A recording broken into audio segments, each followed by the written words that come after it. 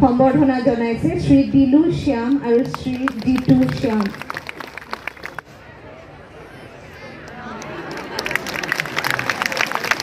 ইয়াৰ পিছতে ৰজাপুখুৰী ৰাষ্ট্ৰীয় সভাপতি জে.পি. নাড্ডা ডাঙৰীয়াই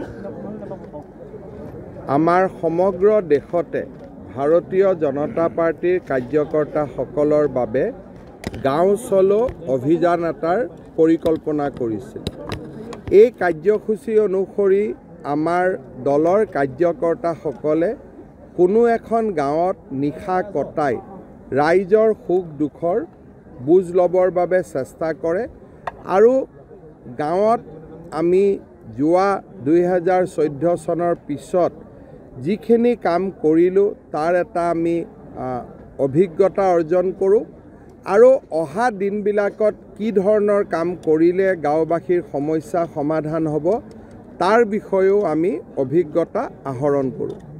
আজি এই কাৰ্যসূচীৰ অংশ হিচাপে মই ৰজাপুখুৰী শ্যামগাঁও যি এক মহান ঐতিহ্যৰে পৰিপূৰ্ণ গাঁও, 100 বছৰ পূৰ্ণ হোৱা এখন গাঁও, য'ত বৌদ্ধ ধৰ্মাৱলম্বী লোকসকলে অতীজৰে পৰা বাস কৰে, সেই গাঁওখনত অসম নাগালেণ্ড সীমান্তৰ এই গাঁওখনত নিশাটো কটাম।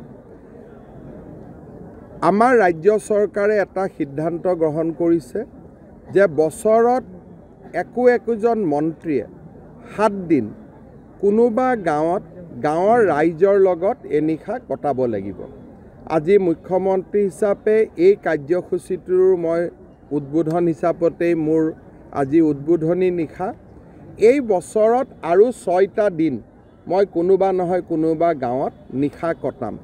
ঠিক সেইধৰণে মোৰ সতীৰ্থ মন্ত্ৰীসকলেও 7 দিনকৈ একোখন গাঁৱত নিশা কটাব।